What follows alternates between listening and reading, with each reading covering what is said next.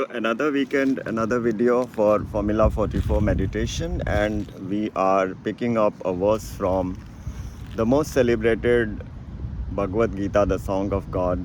We are taking a prominent shlok, iconic shlok, and reflecting on the explanation to immerse ourselves in the spiritual philosophy, the role of the divine in our lives. So let's take up a verse from chapter 7.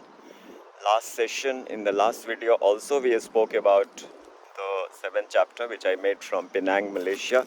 I'm back in Singapore in my usual spot, and today's bhajan, today's shlok, the verse is 7-7, 7th chapter, 7th shlok, 7th verse. mattaḥ parataram nānyat kiñchid asti dhanañjaya mayi sarvam idam protam sūtre mani-gaṇā iva is one of my most favorite verses. It says that the Supreme, the God, the Divine is there in every place, every situation, every circumstance, in every atom.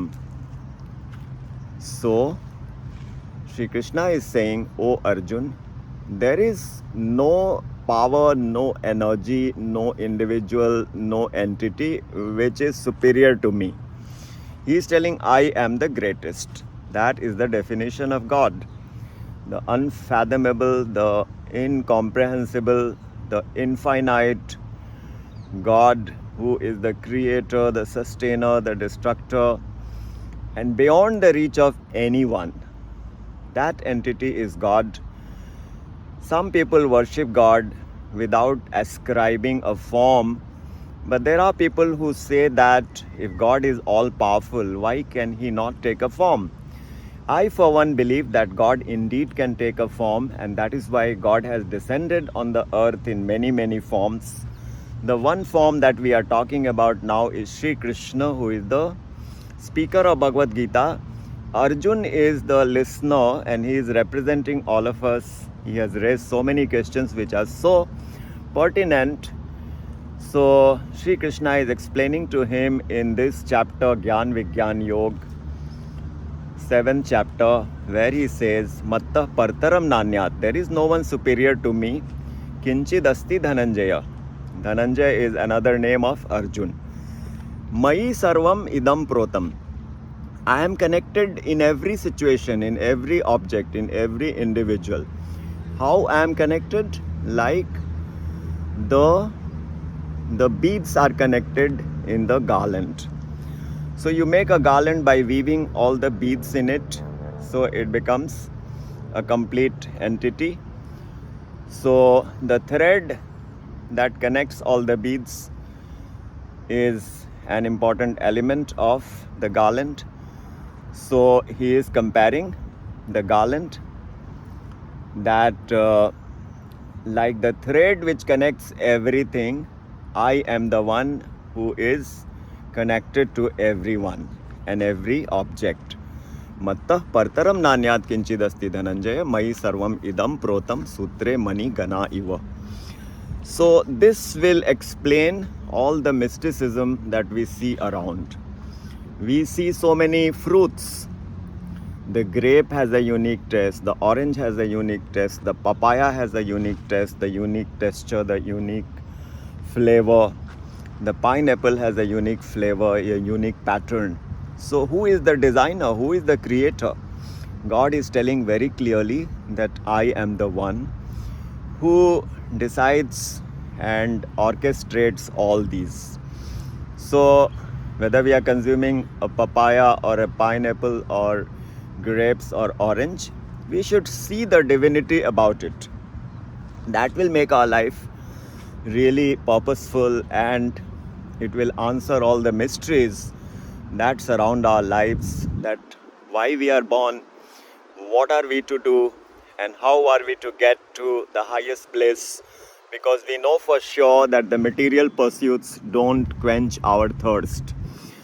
It eliminates the itch for a while, but the itch continues. It is back again. But when we take to divine, not only do we enjoy the material, but it becomes even more beautiful and meaningful. So Sri Krishna is not asking us to deny the material, but add God into it, like he explains that he is already there in everything. Otherwise, how do we explain who created all these fruits and all these flowers and all these insects and all these animals and all these different planets?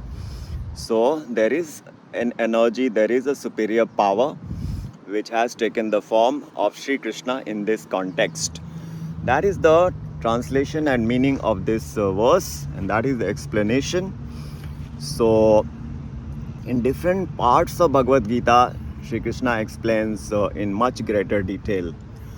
For example, he talks about the food. In 15:14, he talks about the fruits.